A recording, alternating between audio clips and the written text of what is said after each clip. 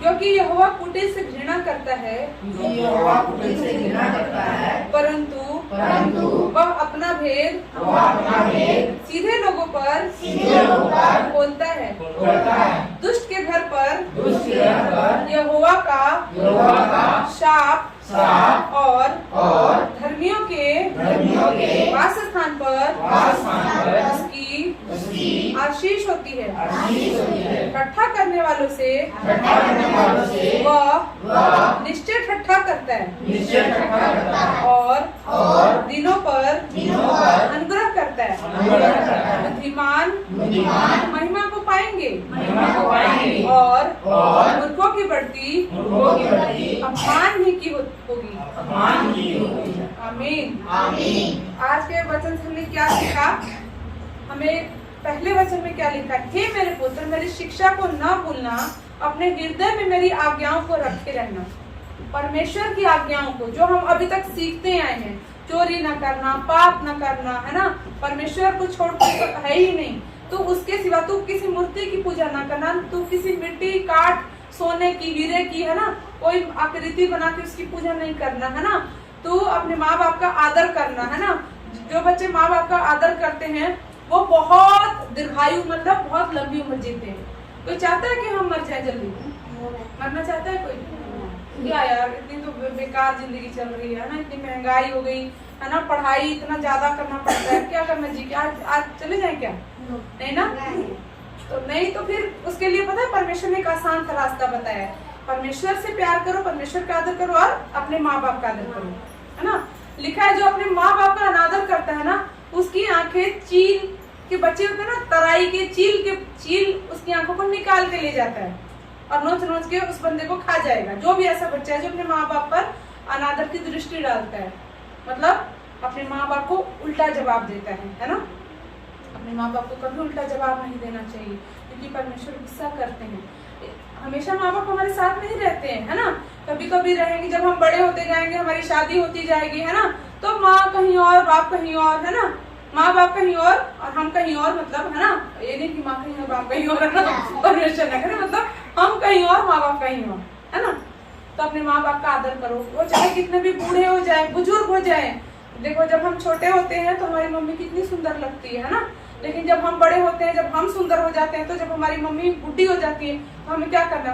उसको क्या बोलना है? बुढ़िया चल भाग यहाँ से, कितनी कैसी दिखती है, ऐसे बोलना है। हमें उसको उतना ही प्यार करना है, हमें वैसे ही देखना है जैसे वो हम छोटे होते थे। हमारी मम्मी, पता है ना, सब बच्चों को सबसे ज्यादा सुंदर कौन? अरे मेरी मम्मी ज्यादा सुंदर है, मेरी मम्मी ज्यादा सुंदर है, हम बच्चे कहते थे ना। तो हम जब माँ बुढ़ी भी हो जाएगी तभी हमारे लिए उतनी ही सुंदर है ना। उसका अपमान नहीं करना है। और परमेश्वर की आज्ञाओं को जब हम मानते हैं तो क्या, ऐसे करने से क्या होगा? तेरी आयु बढ़ेगी। क्या लिखा है? तेरी आयु बढ़ेगी। परमेश्वर की आज्ञा मानना है, उससे हमारी आयु भी बढ़ेगी। उन आज्ञाओं में हमारे माँ बाप का आदर करना भी है, परमेश्वर का आदर करना है, किसी मूर्ति की पूजा नहीं करनी। परमेश्वर को छोड़ कोई है ही नहीं, वो बोलता है सच्चा परमेश्वर, है ना। और ऐसा करने से तेरी आयु बढ़ेगी और तू अधिक कुशल से रहेगा। कुशल से रहना मतलब क्या होता है? अच्छे से रहना, खुश रहना। फोन साइलेंट पे कर दो प्लीज, जिसका भी है। कृपा और सच्चाई तुझसे अलग ना होने पाए, वरन उनको अपने गले का हार बनाना और अपने हृदय रूपी पटिया पर लिखना। क्या लिखना है? क्या लिखना है? हृदय रूपी पटिया मतलब दिल पे बोला गया है। दिल पे परमेश्वर के वचन को लिख लेना, मतलब याद कर लेना है। क्या? क्योंकि कृपा और सच्चाई, सच्चाई, कभी झूठ नहीं बोलो किसी भी बात में। परमेश्वर में झूठ से नफरत करता है। कितने लोग आए, चंगाई लेकर गए, पूछो नहीं अभी ज्यादा ठीक नहीं हुआ है, अभी बस, है ना, नहीं अभी ठीक, पूछो सब ठीक है, नहीं नौकरी मिल गई है, नहीं मिला नहीं है, चाहे नौकरी पे जाए, नहीं मैंने देखा था किसी से चुगली कर, नहीं मैंने चुगली नहीं की, है ना। हाँ, तो अभी हम वचन पढ़े। अच्छा ठीक है, गवाही के लिए भी समय, मैं पहले वचन दे दूं। परमेश्वर के लिए जब आते हैं वो सबसे अच्छा उपहार है मैं देखो, अगर मुझे कुछ देना चाहते हो तो सबसे अच्छा है कि मैं इतना मेहनत करती हूँ कि आप परमेश्वर को आदर दे दो। जो जिंदा परमेश्वर की जो मैं आपको कहानी सुनाती हूँ, उस परमेश्वर की तरफ मुड़ के आओ और उसको आदर दो। मुझे और आपसे कुछ नहीं चाहिए, है ना। मैं भी क्या चाहती हूँ कि आप सच्चे परमेश्वर को जान जाओ, जो जिंदा, एकमात्र जिंदा परमेश्वर है। हम जो उससे मांगते हैं वो दे देता है। सही, जो मांगते हैं दे देता है। वो राजाओं का राजा और प्रभुओं का प्रभु है। बोलो, राजाओं का राजा, प्रभुओं का प्रभु, हमारे प्रभु यीशु मसीह की जय, है ना। तो हमारे प्रभु यीशु मसीह का वचन भी उनके जैसा सुंदर है और जीवित परमेश्वर है हमारा। जब मैं आप लोगों को उस समय बोल रही थी ना, देखो मेरे रोंगटे खड़े हो रहे हैं। जब मैं उस समय आप लोगों को बोल रही थी ना, आए हम उस परमेश्वर को आदर दें कि उसके सिवा कोई है ही नहीं, उसी समय मेरे सारे रोंगटे पूरे बॉडी के खड़े हो गए, क्योंकि वो यहाँ पे उपस्थित है हमारे बीच में। हमारे बीच में हमारा परमेश्वर बैठा रहता है। आपको पता है, जब ऐसी सभा, जब कहते हैं ना, जहाँ 2 या 3 जन मेरे नाम से इकट्ठे होते हैं, मैं उनके बीच में चला फिरा करता हूँ, चला फिरा करता हूँ।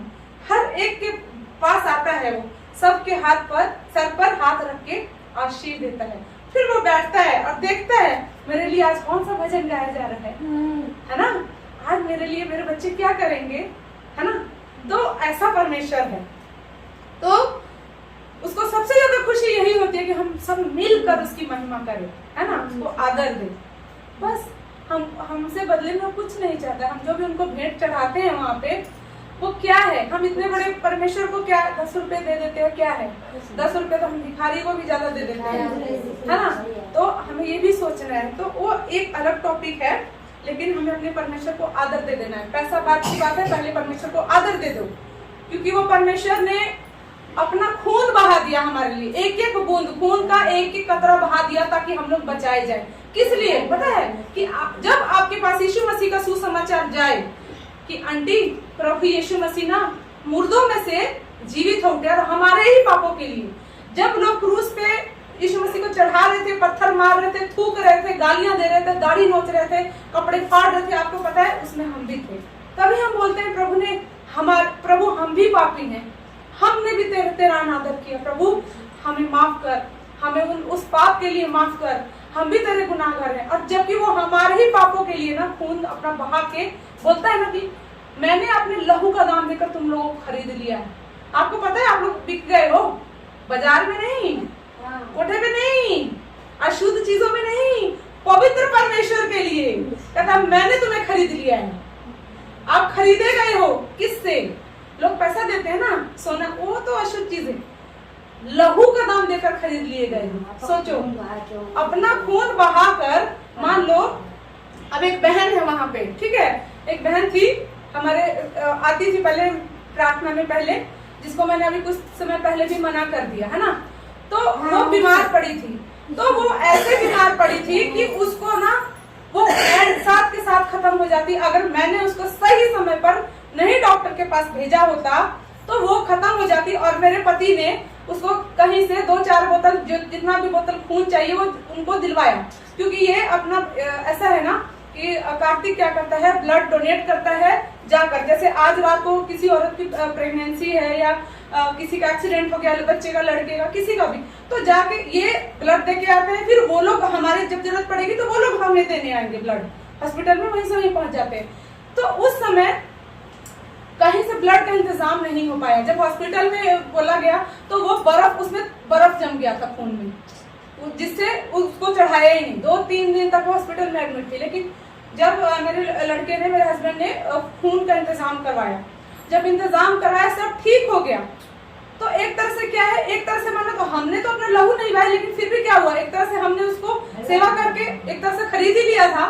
लेकिन उसके बाद भी कुछ लोग हमारी बुराई करते हैं। तो बाइबल भी एक चीज बताती है, अगर भलाई के बदले किसी के साथ बुराई करोगे, आपके घर से बुराई कभी दूर नहीं होगी, है ना। तो हमें सीखना है ना। तो देखो, हम तो ऐसे मतलब उसको हमसे प्यार से रहना चाहिए। चलो परमेश्वर उसको आशीष दे, हम प्रार्थना करेंगे ऐसे लोगों के लिए जो शैतान के बताए रास्ते पे चल रहे। सोचो, खुद सोचो कि जो लोग तुम्हारे साथ भलाई करते हैं, तुम्हारी मदद करते हैं, तुम उनके साथ उल्टा चलते हो और ऐसे लोगों के ग्रुप में जाते हो जो तुम्हारा भला नहीं चाहते, तुम्हें नोचते हैं, तुम्हें खसोटते हैं, तुमसे डिमांड करते हैं, हमको पैसा दो, हमको ये दो, वो दो, वो दो, ये दो। तो क्या उनको ऐसे ही लोग अच्छे भी लगते हैं, है ना। तो वो एक अलग टॉपिक है, लेकिन कहने का मतलब है कि देखो, हमने उसको लहू दिलवाया और फिर भी उसने क्या गद्दारी किया। तो एक तरह से हम भी ऐसे ही है, एक तरह से क्या है, हम भी ऐसे ही हैं। कैसे? हम यीशु मसीह को सुन तो लेते हैं, लेकिन जब चलो हमने तो लहू उसको प्रोवाइड करवाया, कहीं किसी से दिलवाया, और उसके बाद उसने मेरे बारे में इतना बुरा बोला, मेरे लड़के के बारे में, मेरे हस्बैंड के बारे में इतना बुरा बोला कि मतलब वो अलग चीज है। मतलब परमेश्वर भी देखता है इस बात को। मैं बोलती हूँ प्रभु मैं इसको आशीष देती हूँ, क्योंकि मैं आत्माओं को बचाती हूँ। मैं आप लोगों के लिए प्रार्थना करती हूँ कि परमेश्वर सब पर दया करो। जब यीशु मसीह बादलों पे आए तो कोई छूट ना जाए, सब जाने पाए, हर एक बच्चा जाए, बुजुर्ग जाए, जवान जाए, कोई यहाँ धरती पे ना छूटे। मजाक नहीं है। यीशु मसीह तीसरे दिन जब जी उठे, मारे गए, गाड़े गए, तीसरे दिन मुर्दों में से जीवित उठे और 40 दिन तक प्रचार करते रहे। क्या प्रचार करते रहे? मन फिराओ अपने पापों से। किस चीज से? अपने किस चीज के पापों से? जो परमेश्वर नफरत करता है उन कामों से मन फिराओ। आज्ञाओं को पढ़ना, देखना उसमें 10 आज्ञाएं हैं। भजन इसमें पुराने नहीं, इसमें नहीं है, बच्चों वाले में, आप लोगों में है। मैं आप लोगों को अगले संडे को प्रभु ने चाहता हूँ मैं 10 आज्ञाएं आप लोगों को नोट करवाऊंगी, आपको याद होना चाहिए। वो 10 आज्ञाएं, वैसे तो बहुत सारी आज्ञाएं, लेकिन वो 10 आज्ञाएं हर बच्चे को, हर जवान बुजुर्ग को, सबको याद होना चाहिए। और जब हम उसको फॉलो करके चलते हैं तो परमेश्वर सबसे भर भर के हमको आशीष देता है। तो लिखना पड़ेगा इसलिए कि वो नए नियम में नहीं है, पुराने नियम है ना। तो हम एक अलग टाइम में ऐसा करेंगे, अगले संडे को हम परमेश्वर की आज्ञाओं को ही देखेंगे कि क्या क्या आज्ञा परमेश्वर ने हमको दिया है। क्योंकि हमें पता होना चाहिए कि हमको क्या चीज करना है, क्या चीज नहीं। हमने सृष्टि को बनाने वाले परमेश्वर को जान लिया है ना कि कौन है। पहले यीशु मसीह यहोवा परमेश्वर के नाम से जाने जाते थे, हम सबको पता है। पता है जब उन्होंने आदम हवा बनाया और जब वो करप्ट हो गए, मतलब उन्होंने आज्ञा तोड़ दी। परमेश्वर ने बोला था ये भले और बुरे का ये वृक्ष है, इसका फल तोड़ के मत खा लेना, नहीं तो तू बुराई करेगा। वो बुराई का फल था, भले बुरे का नहीं, वो था बुराई का। मतलब वो तोड़ के खाया और उसको पहली बुराई पता चली कि वो नंगा है, मतलब उसकी आंखें करप्ट हो गई। वो एक तरह से आत्मिक अंधापन उसमें आ गया, है ना। तो वो परमेश्वर की आज्ञा जब उसने तोड़ी और परमेश्वर क्या हुआ, उससे दूर हो गया, अलग हो गया, स्वर्ग में जाकर परमेश्वर छुप गया और इंसानों को धरती पर फेंक दिया गया। मतलब अदन की वाटिका से यहाँ से खदेड़ कर निकाल दिया गया। उसके बाद से परमेश्वर ने लोगों से, मतलब वो देखा कि अब इनसे और मेरा रिश्ता तो टूट गया ना, अब क्या किया जाए। जब परमेश्वर की आज्ञा को तोड़कर आदम और हवा ने पाप किया, तब क्या हुआ, शैतान ने उसको चपेट लिया, उसके आगे पीछे गोल गोल घूम के चक्कर भी बनाता रहा। परमेश्वर तो स्वर्ग में बैठा है ना, परमेश्वर का दया का हाथ हट गया। जब हम परमेश्वर की आज्ञा को नहीं मानते हैं तो परमेश्वर का हाथ क्या होता है, हट जाता है, वो 2 कदम पीछे चला जाता है। आपके साथ जब तक चलेगा, आप यहाँ पे आते हो संगति में, आप सत्संग में आते हो, सीखते हो, हमें परमेश्वर का आदर करना है, उसकी आज्ञा को मानना है, उसकी, तुम किसी मूर्ति की पूजा नहीं करना, क्योंकि परमेश्वर कहता है मैं जीवित परमेश्वर, तुम मेरी कैसी मूर्ति बनाओगे। जो आपको पता है परमेश्वर एक पैर भी रख लेना तो पृथ्वी और आसमान कम है, इतना विशाल है वो बहुत विशाल परमेश्वर। उसका एक पांव, क्या आज हमने क्या भजन में गाया है, स्वर्ग है उसका सिंहासन, पृथ्वी क्या है, पांव के तले की चौकी है। हमारे पांव के तले की चौकी कितनी होती है, देखा है किसी ने? जो राजा लोग बैठते थे सिंहासन पे, तो उनके पैर के नीचे ना पीढ़ी सी बनी होती है, कितनी बड़ी होती है वो, छोटी सी होती है। पृथ्वी ना परमेश्वर के पैर के ऐसे आसन है उसका। तो सोचो, वो बोलता है कि तुम उसकी कैसी आकृति बना लोगे, क्योंकि किसी ने आज तक भगवान को नहीं देखा। और परमेश्वर कहता है अगर उस भगवान के बारे में अगर हम जानना चाहते हैं तो स्वयं भगवान ही हमको बताएगा कि वो कौन है, उसका आकृति कैसा है, उसका रूप कैसा है। हम भगवान को नहीं जान सकते वो जब तक हमें अपने बारे में ना बता दे। अब मान लो आप लोग, जितने लोग नए आए हैं, मुझे नहीं जानते थे ना, लेकिन जब आप यहाँ पर आए, धीरे धीरे जान गए, अरे ये लड़की है, प्रभु की सेवा करती है ना, हमें हमारे लिए बहुत प्रार्थना करती है, बहुत अच्छी है, बहुत दयालु है ना, जैसे आंटी लोग बोलते हैं, बहुत दयालु, हमसे बहुत प्रेम करती है ना, इसके परिवार के लोग भी ऐसी। तो एक तरह से प्रभु, मैं क्षमा करना, मैं बराबरी नहीं कर रही हूँ, लेकिन एक तरह से ऐसा ही है, जब हम परमेश्वर के पास आते हैं ना तो हम जान जाते हैं परमेश्वर कितना भला। अरे हम लोग तो उसकी मिट्टी, पैर की मिट्टी भी नहीं है। सोचो, आप मुझे बोलते हो, हमारे परिवार को बोलते हैं आप कितने अच्छे हो। सोचो, जब मैं उसकी जो बेटी होके मैं आप लोग की जो भी आपसे प्यार करती हूँ, जो भी, वो इतना सा है, वो परमेश्वर आपको उससे कहीं ज्यादा प्यार करता है, इतना ज्यादा प्यार करता है ना कि आपका अंदाजा भी आप नहीं लगा सकते। तो जब आप परमेश्वर की आज्ञाओं को मानते हो तो उसकी सारी आशीष मतलब क्या होती है, क्या होती है? आशीर्वाद में क्या क्या क्या आता है? स्वस्थ रहो, शिक्षित रहो। अच्छा, स्वस्थ रहो, शिक्षित रहो। शिक्षित रहने से आजकल में कोई ज्यादा लेना देना नहीं है। क्यों? सुरक्षित, ठीक है। देखो आज हम सब जानते हैं रोटी कपड़ा मकान, ये 3 चीज बहुत जरूरी है। और हमारा परमेश्वर चाहता है, ये भी चाहता है कि उसके बच्चे अच्छा खाए, तंदुरुस्त रहे और लंबा जीवन जिए। नहीं चाहता कि बीमारी में कोई मर जाए या भीख मांगे किसी के आगे। क्योंकि बाइबल का वचन कहता है ना, परमेश्वर का वचन कहता है कि धर्मी के वंश को कभी टुकड़े मांगते नहीं देखा। धर्मी का वंश कौन है? बाइबल बताती है जिसने भी प्रभु यीशु मसीह को अपना उद्धारकर्ता स्वीकार कर लिया है, जो भी बोलता है प्रभु यीशु मसीह आप मेरे जीवन में, आप मेरे भगवान हैं, आप मेरे सब कुछ है, वो धर्मी है। परमेश्वर कहता है जब मैं अपने पुत्र को भेजूंगा, जो विश्वास कर लेगा वो धर्मी हो जाएगा। उसको कहीं तीर्थ स्थल में जाके डुबकी लगाने की जरूरत नहीं है, इतना बड़ा बड़ा दावत करने की जरूरत नहीं है ना, अपने पाप से क्या क्या दान करते हैं वो जरूरत नहीं, बस यीशु मसीह पर। क्यों? क्योंकि स्वर्ग का सिंहासन छोड़ के इंसान बनकर वो हमारे लिए आया और लहू का एक कतरा कतरा बहा दिया उस परमेश्वर ने, है ना। तो उस परमेश्वर पे जो विश्वास करेगा, जो यीशु मसीह पर विश्वास करेगा, वो बचाया जाएगा, उसको सारी आशीषें मिलेंगी। चाहे आपको जो भी आपकी, परमेश्वर का वचन कहता है मैं तुम्हारी आवश्यकताओं को पूरा करूंगा। जब हम प्रार्थना करें तो बोलना है इसमें, प्रभु आपने बोला है कि आप मेरी जरूरतों को पूरा करेंगे। बोलना है, कोई भी जरूरत हो, प्रभु मुझे 10 गाड़ियां चाहिए, मुझे 20 बंगले चाहिए, लेकिन आपकी इच्छा के अनुसार मिले, चोरी करके नहीं, 2 नंबर का काम करके नहीं। प्रभु स्वर्ग का भंडार खोलकर हमारी जरूरतों को पूरा कर देगा। और एक बात और, जब हम आज्ञाओं को मानते हैं, इसमें लिखा है कि जिसने भी यीशु मसीह को अपना उद्धारकर्ता स्वीकार किया, बोलते हैं प्रभु आप मेरे जीवन में आइए, आपको मैं प्रथम स्थान देता हूँ। या प्रथम स्थान मतलब सबसे पहले स्थान आपको देती हूँ।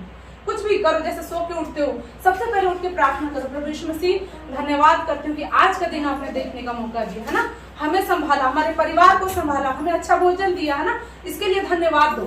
अगर कुछ भी बीमारी है तो क्या करो, प्रभु मैं धन्यवाद करता हूँ, धन्यवाद करती हूँ कि आपने इस बीमारी से मुझे चंगा कर दिया। क्योंकि यीशु मसीह झूठा थैंक्स नहीं लेंगे, झूठा धन्यवाद वो नहीं लेता है ना। आप वो उसको पूरा करेगा, बोलेगा कि मानो कि अगर आपको कुछ बीमारी है या बच्चे को बीमारी है कुछ भी, तो आप उसको क्या करो, प्रार्थना करो, प्रभु धन्यवाद करती हूँ कि आपने ठीक कर दिया, धन्यवाद कर दिया। पहले प्रार्थना करो, प्रभु हाथ रख के प्रार्थना करो, यीशु मसीह के नाम से बीमारी निकल जाए, यीशु मसीह के नाम से ये बात निकल जाए, जो भी आप चाहते हो, है ना। और उसके बाद आप थैंक्स करो, धन्यवाद यीशु कि आपने ठीक कर दिया, धन्यवाद यीशु कि आपने ठीक कर दिया। क्योंकि प्रभु यीशु मसीह क्या बोलेगा कि यार अभी मैंने ठीक तो किया भी नहीं है, अरे पहले से धन्यवाद दे रही है, चल रहे ठीक कर दे, है ना।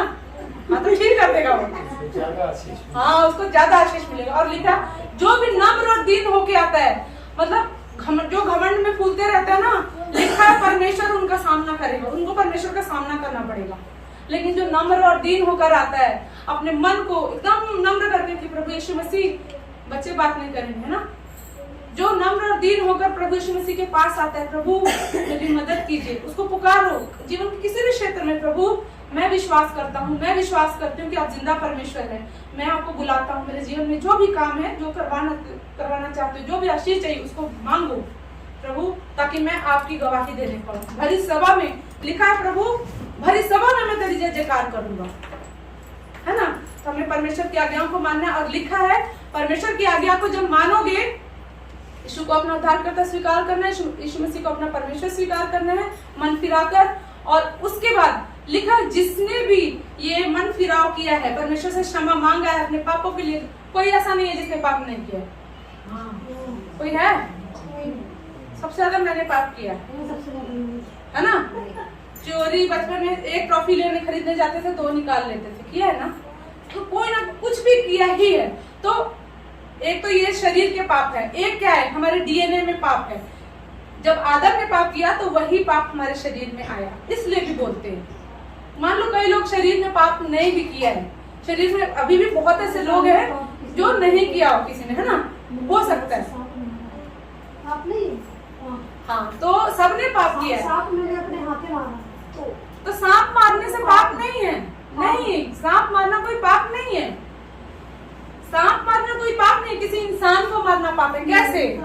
कि एक मिनट, किसी इंसान के बारे में आप गलत बोल रहे हो, पीठ के पीछे उसकी चुगली कर रहे हो, वो भी पाप है। एक तरह से आप सुनो, अब मान लो कि यहाँ पे मैं नहीं हूँ, एकदम नहीं हूँ, आप लोग पता नहीं कहाँ से आए हो, मैं आपके घर को भी नहीं जानती हूँ, कौन कहाँ किसका घर है, किसी का भी नहीं जानती, आप सब मुझे जानते हो, ठीक है। लेकिन आप मेरे पास आए और मान लो पीछे वाले आंटी का आप मेरे से चुगली कर रहे हो, वो तो ऐसी है, वो तो ऐसी है, तो ऐसी है, वो तो ऐसी है, तो क्या किया? अब मैं तो ना आपको जानती हूँ ना उसको जानती हूँ, तो अगर मैंने विश्वास कर लिया उन पर कि हाँ अच्छा ऐसे है, तो आपने मेरी नजर में उनका मर्डर कर दिया। कैसे?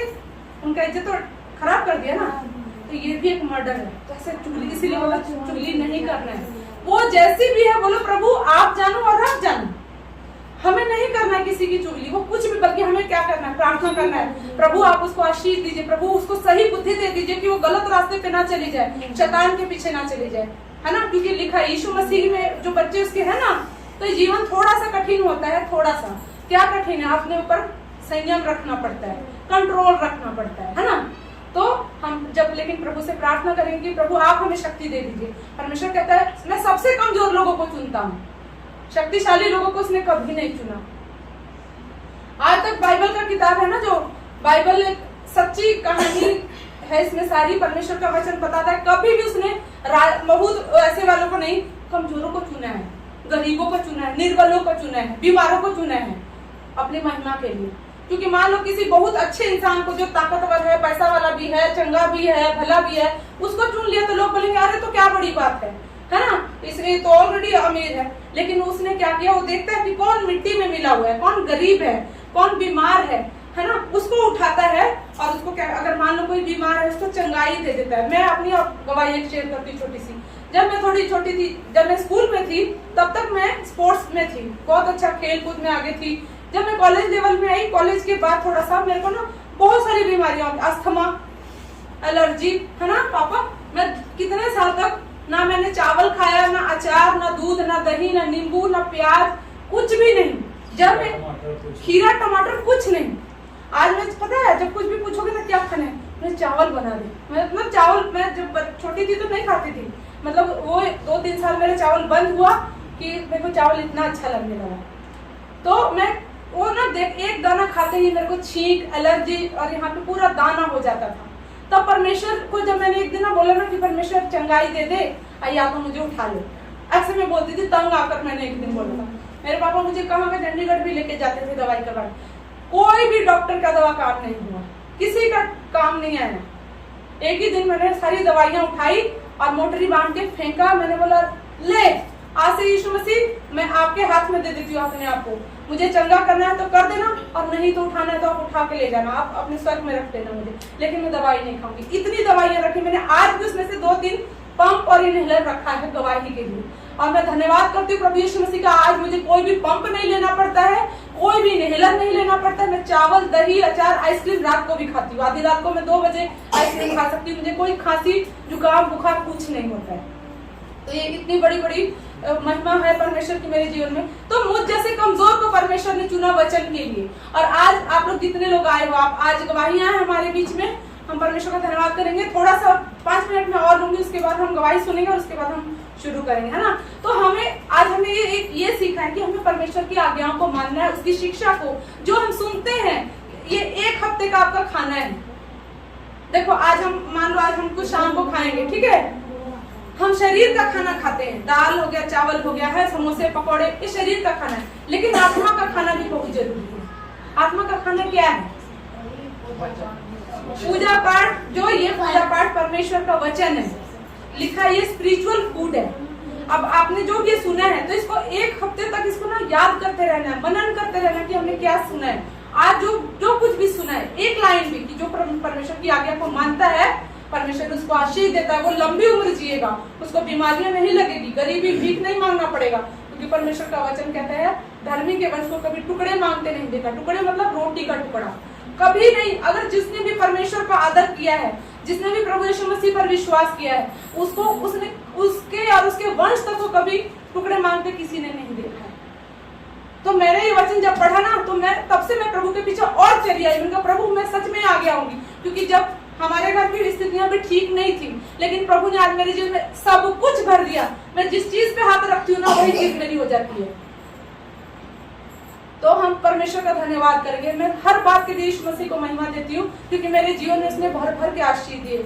आज जब मेरा जन्मदिन है तो मैंने कभी नहीं सोचा था कि मैं परमेश्वर के वचन को ऐसे बांटूंगी। मेरी बहुत भव्य मेरे भविष्यवाणी हुई थी, है ना, और उस भविष्यवाणी के अकॉर्डिंग भी इसका अच्छे दिन में हाँ हाँ तो आज यीशु मसीह के दिन में है ना। हाँ तो हाँ आज परमेश्वर का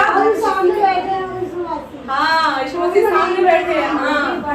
हाँ तो यीशु मसीह हमको आशीष देने के लिए बुलाया। तो देखो उस यीशु मसीह ने मुझे आशीष दिया, तो वो आशीष आपको भी तो मिलना चाहिए ना।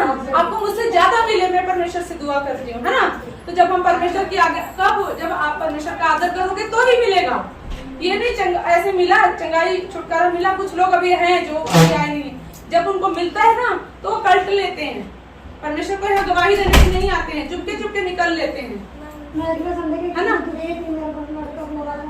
अभी गवाही का समय है, अभी मैं अभी बताती हूँ। तो आज हमने सीखा कि हम परमेश्वर की आज्ञा को मानेंगे, परमेश्वर का आदर करेंगे और परमेश्वर से आशीष मांगेंगे। प्रभु हमने आपकी आज्ञाओं को माना है, हमें आशीष दे दीजिए। हम अपने जीवन में आपको बुलाते हैं, स्वागत करते हैं, आप हमारे जीवन में काम करें, है ना। तो सारे बातों के लिए परमेश्वर को महिमा मिले, हर एक आशीष के लिए परमेश्वर आपको दया करे कि परमेश्वर आपको वो सारी जरूरतों को पूरा कर दे जो आपको चाहिए। किसी को चंगाई चाहिए, किसी को घर चाहिए, किसी को नौकरी चाहिए, किसी को, है ना, कुछ चाहिए, सबको कुछ ना कुछ चाहिए, मुझे भी चाहिए प्रभु, है ना। तो परमेश्वर हम सबको आशीष दे। आज के वचन के लिए हम परमेश्वर का जोरदार तालियों से धन्यवाद करते हैं।